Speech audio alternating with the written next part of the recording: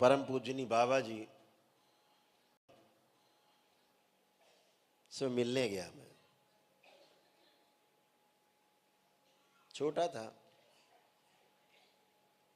राजनीति में था।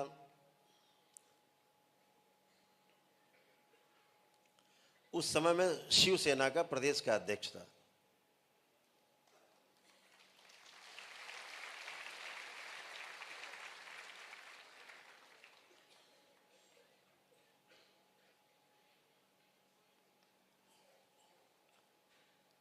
हमारे छोटे भाई की तरह सुबोध चोपड़ा जी यहीं कानपुर में रहते हैं, वो उनको नगर अध्यक्ष बनाया था हमने।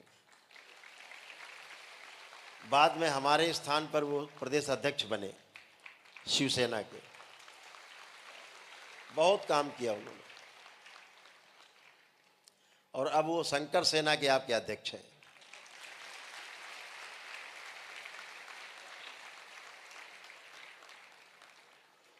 अच्छा, आए हुए हैं, मैंने देखा ही नहीं।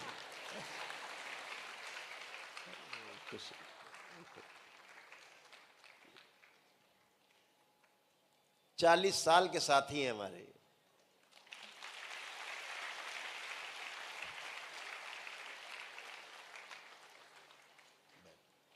बैठे। तो बाबा के पास गए एक दिन। जैसे ही हम अंदर पहुंचे तो मेरा काम था अंदर पहुंच करके ऊपर से कुर्ता आदि जो पहनते थे उतार के टांगा, और मेरा काम था पहुंचते उनको चरण उनके दबाना। वो सबसे चरण नहीं दबवाते थे, लेकिन जब हम पहुंचते थे तो दोनों टांगे सीधी कर देते थे।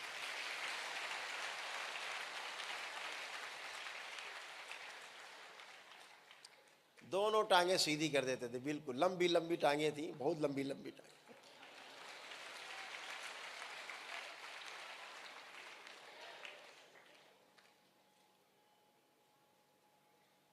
बाबा करीब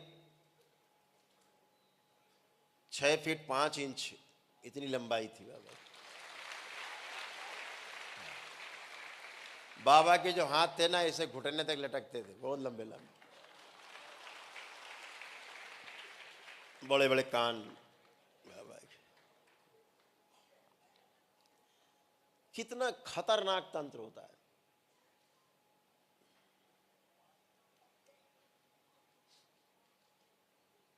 जिसको चाहो आप में इतनी शक्ति है दरबार की, जिसको चाहो पैर के अंगूठे के नीचे चींटी की तरह मसल सकते हो, इतनी शक्ति आप सब में। केवल वो शक्ति हमने आपकी बांध रखी है, खोल देंगे तो आप लोग प्रयोग करने लगोगे हमारी तरह।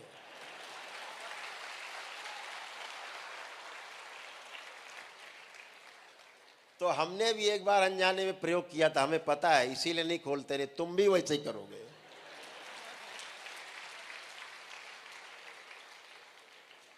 तो जैसे ही हम कक्ष के अंदर बाबा के अंदर प्रवेश किए, कुछ लोग बैठे थे, 8-10 लोग।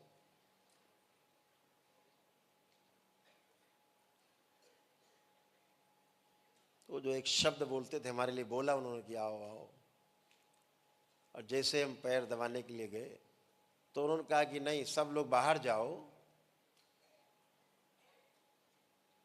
तो हमने सोचा हमसे भी कह रहे हैं। तो जब चलने लगे तो बोले, बच्चा तुम रुको।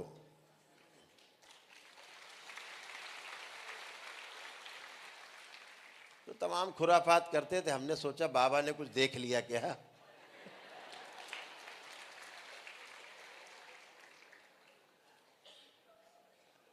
तो कहा सब लोग बाहर चलो छत पे, और तुम अंदर से कुंडी बंद करो दरवाजे में।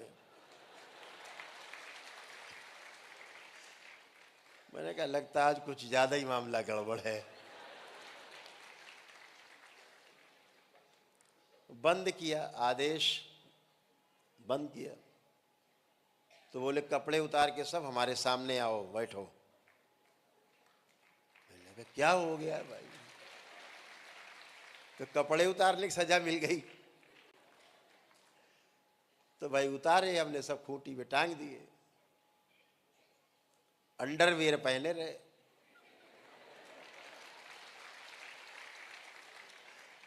जबकि बाबा कोई साफ साफ देखते नहीं थे, फिर भी लज्जा। तो जब उनके पास गए, मेरे पास आओ, तो गए, तो अपने हाथ से मेरे ऊपर सिर से नीचे तक हाथ फेरा, तो अंडरवियर पकड़ में आ गया।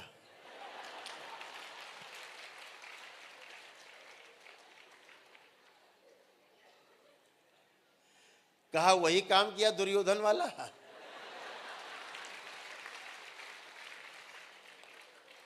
आदम जात होके आओ, इसे भी उतार के आओ।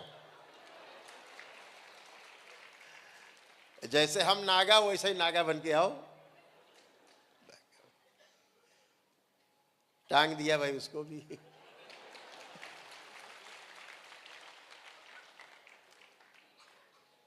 फिर बाबा के पास पहुंचे, सामने क्या, सामने बैठो। बैठ गए, लंबे तो हाथ थे ही उनके बहुत। तो उन्होंने हमारी ऐसे तो सर पकड़ा, ऐसे नीचे झुकाया, और जो दिया पीठ पे, चटाक से ढीला। ढीला हाथ, एकदम ढीला, पूरा छप गया। दूसरा पड़ा तब तक सोचते सोचते, तीसरा पड़ा, मैंने कहा आज कितने पड़ेंगे। गिन के 7 मारे।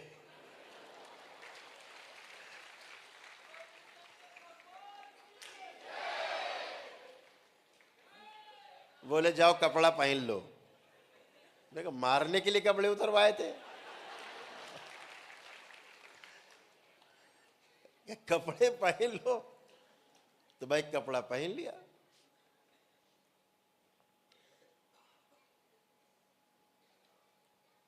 बोले नीचे से माटी उठाओ। तो वो प्रथम खंड पे रहते थे, ग्राउंड फ्लोर पे नहीं, एक ऊपर बना था, लेकिन छत भी कच्ची थी, फर्श नहीं थी। जैसे गांव में धन्नी अन्नी पाट के वो लकड़ी के बना के फिर ऊपर मिट्टी से भर देते हैं, ऐसे मिट्टी के ऊपर छत थी, उसके ऊपर थी।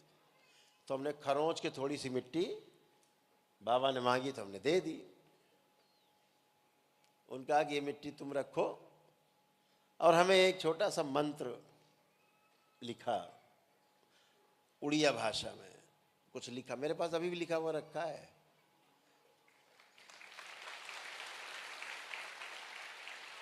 मढ़ा हुआ रखा है, मढ़ा हुआ, उसको मढ़ा के रख दिया जो उन्होंने बनाया था। यादें हैं, बहुत कुछ रखा है उनका मेरे पास, सभी कुछ रखा है।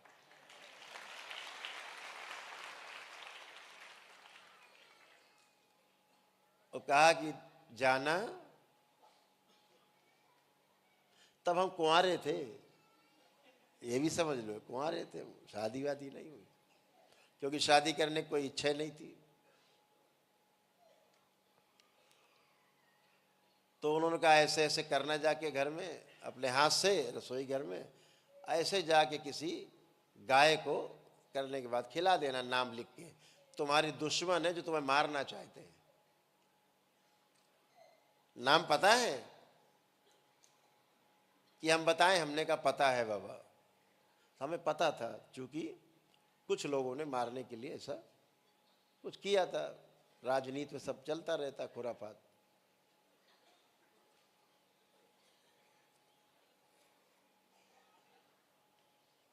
हमने घर जाते ही पहले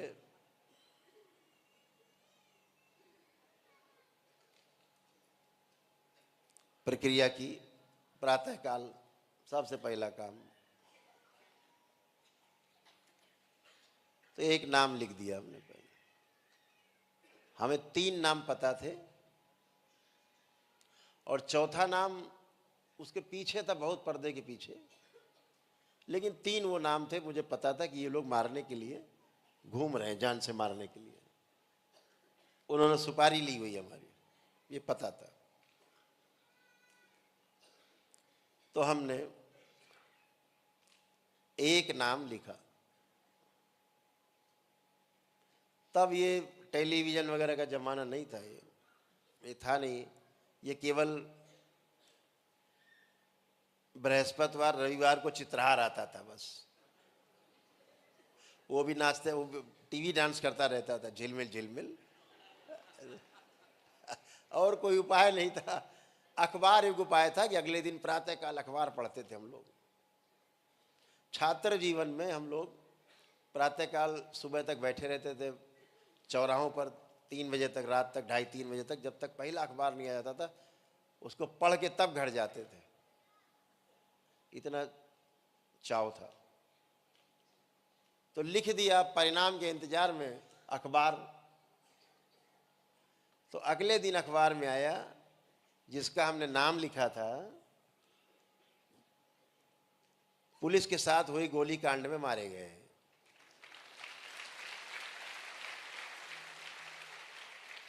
वो एक सुनार की दुकान लूटने गए थे, उसी मुठभेड़ हुई और वहीं मार दिए गए।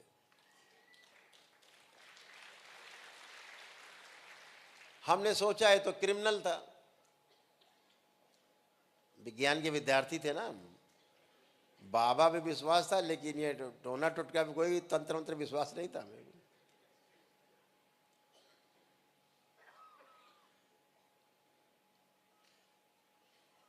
तो हमने कहा हो सकता क्रिमिनल था, गया होगा, मर गया होगा। आज हमने कहा एक साथ 2 लिखते हैं, देखते क्या होता है।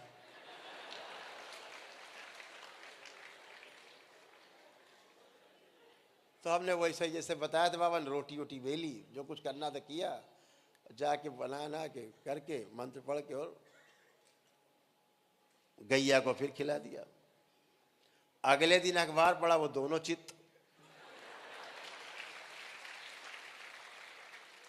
यहाँ एक क्षेत्र पड़ता है बर्रा, उस समय बस रहा था धीरे धीरे बर्रा, कोई 10-20 मकान के बाद कोई एक आदमी रहता था, इससे अब तो बहुत भर गया है। उस समय की बात। तो तमाम लड़के घर में घुस गए लूटने के लिए, परिवार वालों को उठा के बच्चों के कमरे में बंद कर दिया। सन्नाटा रहता था खूब क्षेत्र में। उनके पीछे जो खिड़की लगी थी, गली में खुलती थी, तो पहले खिड़की में सरिया ऐसे लंबी लंबी लगती थी, वो ऐसी स्टाइल की सरिया थी, एक एक सरिया निकाल लो पूरा जंगला खुल जाता था, बाहर निकल जाओ। तो महिलाओं को पता था, उन्होंने सरिया निकाली तो बच्चे को बाहर निकाल दिया। वो बाहर जाके उसने चिल्ला दिया जाके चाय की दुकान में, पान में, डाकू आ गए, डाकू आ गए। तो पब्लिक टूट पड़ी, घेराबंदी की, लोग भागे। अब तो नाम लिखे थे 2 के, तो पकड़े भी वही गए 2। पब्लिक ने कूच कूच के उनको कुचल कुचल के, उन्होंने गोली नहीं चलाई, पब्लिक ने कुचल कुचल के मार दिया, 2 मर गए। अब हमने अखबारें पढ़ा, हमने कहा ये तो दोनों मर गए।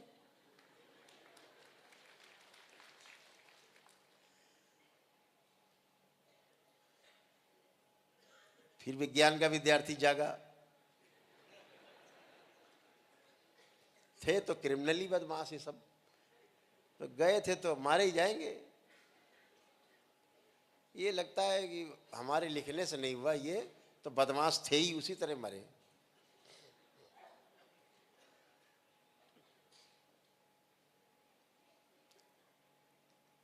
अब गणित लगाई हमने विज्ञान वाली, अब कैसे टेस्ट किया जाए। अब देखिए हम बाबा को टेस्ट कर रहे हैं।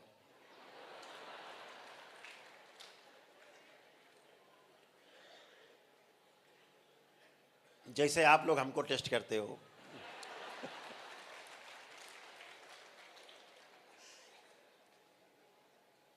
अब बाबा की हमने टेस्टिंग वाली मशीन खोली, एक नाम ढूंढा कि कौन सबसे ज्यादा बदमाश दुश्मन कौन है हमारा।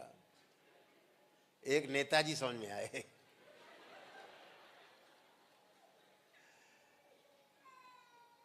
एक पार्टी है जिसकी बंगाल में सरकार हुआ कर, उसके नेता थे वो बड़े, उन्होंने हमको एक बार एक मामले में फंसा दिया था, झूठा। हमने लाओ इन पे टेस्ट करते हैं।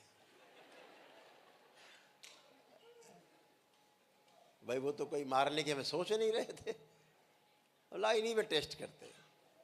हमने भैया टेस्ट कर डाला। अगले दिन अखबार को छान मारा पूरा, कहीं कोई जिक्र नहीं, आया नहीं। वो हमारे घर से करीब 5-6 किलोमीटर की दूरी पर रहते थे। हमने कहा इतना बड़ा नेता, कुछ हुआ होता तो अखबार में आता, तो आया नहीं। 5-6 दिन गुजर गए, तो जहाँ वो रहता था उसी तरफ मेरा जाना हुआ, तो वहाँ मेरा एक बंगाली मित्र रहता था। तो हमारे पास उस समय फिएट कार होती थी, बड़ी रंगबाजी वाली कार होती थी उस समय में। फिएट 2 ही कार थी, फिएट, एम्बेसडर, तीसरी सबके पास होती नहीं थी, कंटेसा, जो बाद में 10-10 हज़ार की बिकती थी, शानदार कार। तो फिएट कार थी, नवयुवकों में उसका बड़ा क्रेज था, तो मेरे पास वही थी। तो हम उसके यहाँ पहुँचे, वो नेताजी उसी मोहल्ले में रहते थे। तो पान की दुकान में सब खड़े थे सामने, पहले लड़कों का अड्डा हुआ करता था पान के दुकान में। तो हमने वो गाड़ी रोकी और उतर के वो सब लड़के पास आ गए, तो हमने दरवाजे पे से हाथ खोले, दरवाज़ा खोला, दरवाजे पे से हाथ रखा,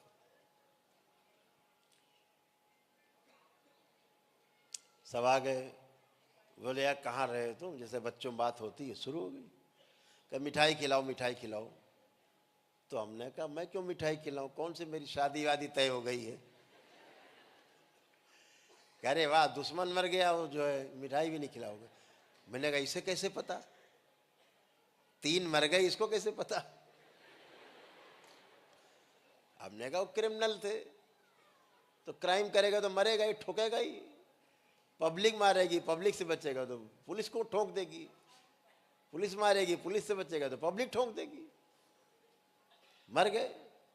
बोले वो कहाँ क्रिमिनल था, तो किसकी बात कर रहे हो। तो उन्होंने मौलाना का नाम लिया।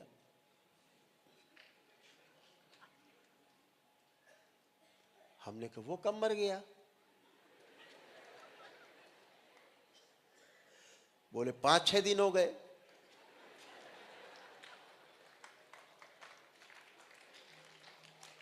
हमने कैसे मर गया। बोला फांसी लगा ली, पत्नी से झगड़ा हुआ, रात में लटक गया, और उसे मरे तो 5-6 दिन हो गए। अब मुझे लगा मेरे कमर से नीचे का हिस्सा ही नहीं है, पसीना छूट गया और मैं लड़खड़ा के गिर गया वही गाड़ी में, भय से पसीने से भर गया। मुझे पहली बार वो 3 मरे, मुझे बोध नहीं हुआ। उसके मरने पर ऐसे लगा जैसे मैंने हत्या कर दी।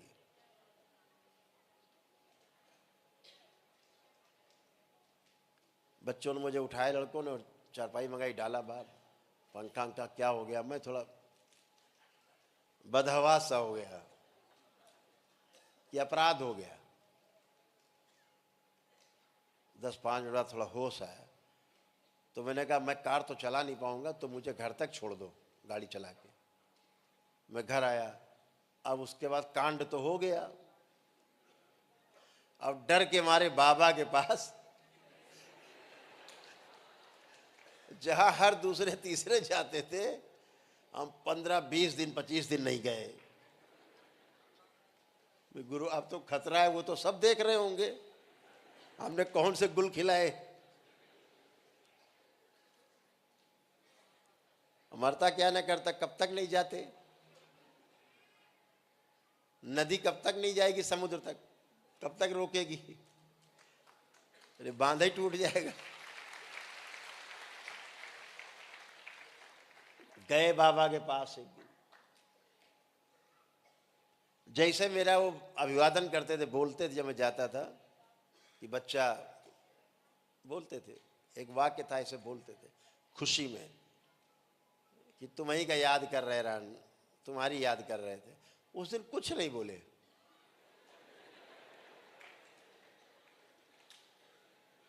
हमने वैसे कुर्ता उतारा और टांगा खूटी पे, हम लोग पैर दबाते तो दोनों पैर पलथी लगा के बैठे पान चबा रहे थे।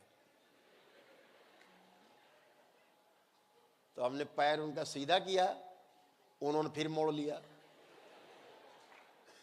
तो 2-3 बार सीधा किया, 2-3 बार मोड़ लिया।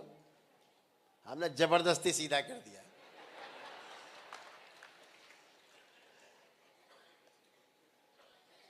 और दबाना शुरू किया, फिर छोड़ दिया उन्होंने, दबाओ।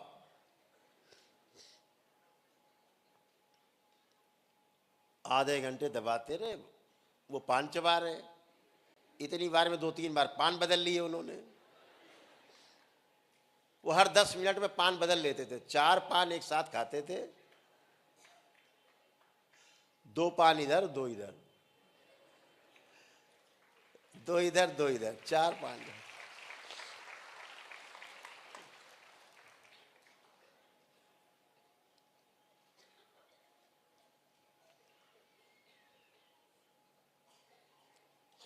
तो मैं पैर दबाते दबाते दबाते मैं रोने लगा, मेरे आंसू गिरने लगे कि आज तो बाबा बात ही नहीं कर रहे। हम तो समझ ही रहे थे बाबा तो सब जान रहे हैं, हम क्या खुरापात करके आए हैं। जब मैं रोने लगा तो बाबा बहुत कस के हंसे, दांत थे नहीं, हा हा हा करके हंसे। हमने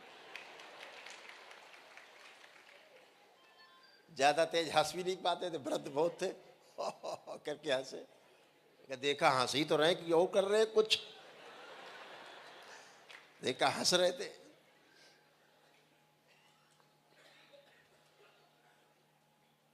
बोले बच्चा जैसे 3 वैसे 4।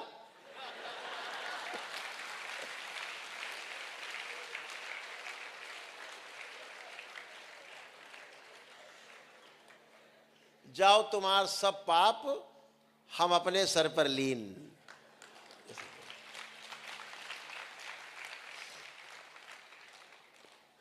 कि बेटा तुम्हारे सब पाप हमने अपने सिर पे ले लिया। हम छाती से चिपट के रोने लगे।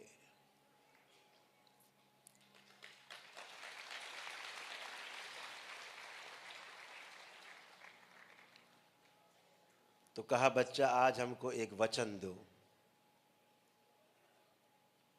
हाँ बाबा बिल्कुल वचन है कि बच्चा जब तक जान पर ना आ जाए तब तक ये विद्या का प्रयोग न करो।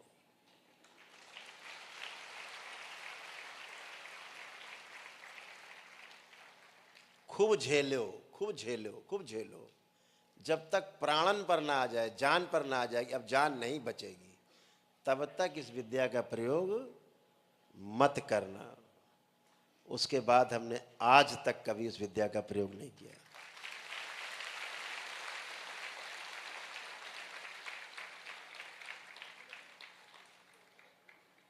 जब बता दिया हमने कि आपके पास वो शक्ति, आप तंत्र के साधक हो, किसी को मार देना आपके लिए चुटकी का काम है, एक चुटकी का।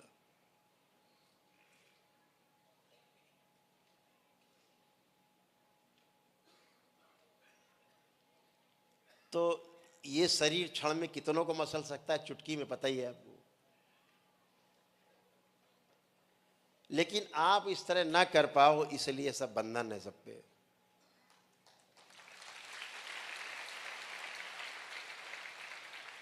क्षमता आपकी विकसित हो चुकी है, योग्यता विकसित होनी बाकी है। जिस दिन योग्यता विकसित हो जाएगी ये सब स्वतः ही खुल जाएंगे बंधन।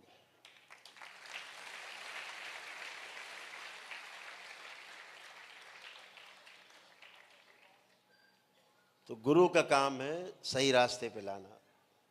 शक्तियां आपके पास बहुत है, आपको पता ही, हम समय समय पे आपके द्वारा उन शक्तियों का प्रदर्शन भी कराते हैं, दिखाते भी हैं कि आपके पास बहुत शक्ति है।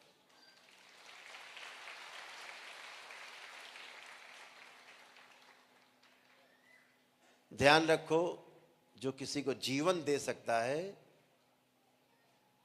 किसी को मारने का हक केवल उसी को होता है।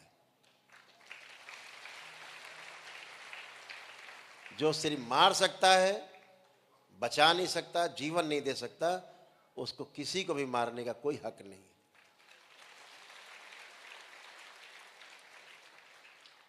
तंत्र एक उच्च साधना का शिखर तक पहुंचाने वाली साधना है। तंत्र जिसके आप सब साधक हैं। दरबार ने कई बार घोषणा की है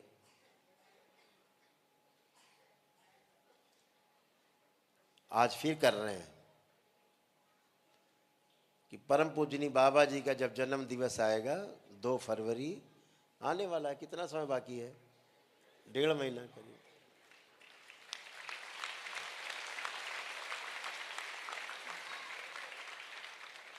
उसमें आप सबको पहली बार पता लगेगा कि इस दरबार का उद्देश्य केवल ये नहीं किसी को ठीक करना, स्वस्थ करना शरीर को। दरबार का जन्म किस लिए हुआ, ये 2 फरवरी सन 2025 में इस दुनिया को पता लगेगा।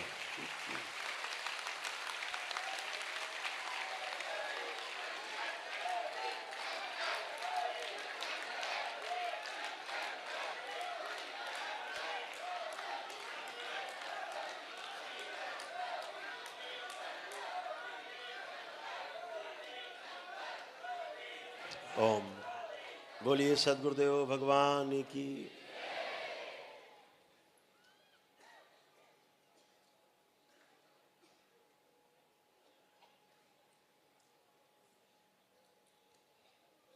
जितने लोग यहां बैठे, देखिए दरबार की व्यवस्था कैसी है। आंख बंद करके देखेंगे, आपको अपने भूतकाल का कुछ भी नहीं दिखेगा। करके देख लो सब लोग करके देखें। आंख बंद करें, देखिए आपके साधना की शक्ति, इस दरबार की शक्ति, इस धरती पर इकलौता दरबार जिसकी शक्ति, तंत्र की शक्ति जो पूरे विश्व को दिशा देगी, साधना की ओर ले जाएगी, शिखर में पहुंचाएगी और 84 लाख योनियों के जन्म मरण के बंधन से मुक्त कराएगी। उसकी शक्ति का आप अनुभव करिए। आंख बंद करके देखेंगे तो भूतकाल का कुछ भी नहीं दिखेगा। पीछे के कुछ भी देखना चाहें, सब अंधेरा है, ब्लैकआउट, बंद है आपका भूतकाल का द्वार। चेक करिए सब लोग, देखिए कुछ दिखता है पीछे का? जिनको जिनको नहीं दिख रहा हाथ उठा ले। किसी को नहीं दिख रहा हाथ नीचे कर ले। तो भूतकाल का द्वार दरबार ने बंद करके रखा।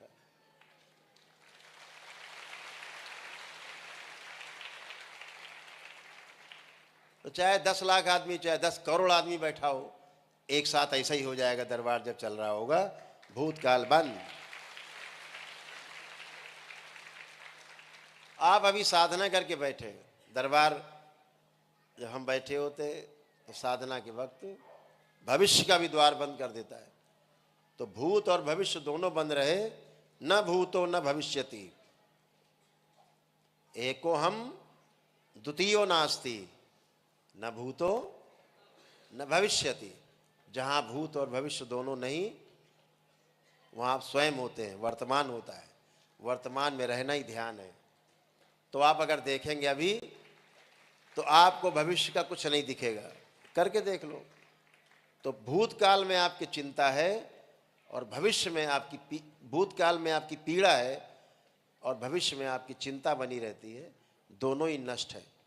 तो आप अभी ये भी नहीं कल्पना कर पाओगे कि यहाँ से निकल के हम शहर तक कैसे जाएंगे। करिए जरा कल्पना भविष्य की, कुछ नहीं दिखेगा, जाएंगे कैसे? तो जब साधना करते हैं तो भूत और भविष्य दोनों द्वार बंद रहते हैं। ये केवल और केवल करौली शंकर महादेव धाम की शक्ति है। इस धरती पर किसी के पास ये शक्ति नहीं।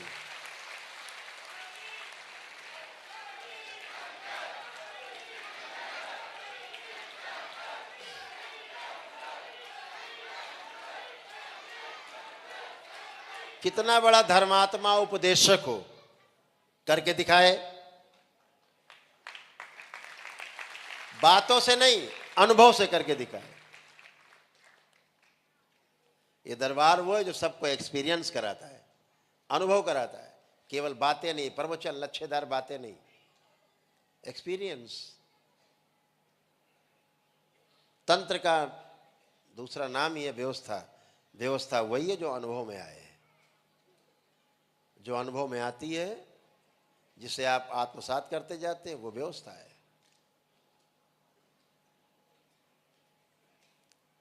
तो साधना तभी कर पाते जब आपका भूत और भविष्य दोनों स्तंभित रहता है। आंख बंद किया, पता लगे चले गए बंबई, उड़ रहे, आंख बंद किया दाएं बाएं घूम रहे, साधना नहीं होगी, ध्यान ही नहीं होगा, होता ही नहीं है। फिर बोलते गुरु जी हम तो आंखें बंद करते हैं तो बड़े कामुक विचार आते हैं, आएंगे ही, तो क्या करें, करते रहो, धीरे धीरे हो जाएगा। अरे खाक हो जाएगा, वो तो जो विचारों से भरा है बार बार वही आएंगे। तो अगर गुरु हो, वाकई में गुरु हो, तो पहले अपने शिष्यों के कष्ट हटा के बताओ, तब तो गुरु हो, नहीं तो ठिंगा हो।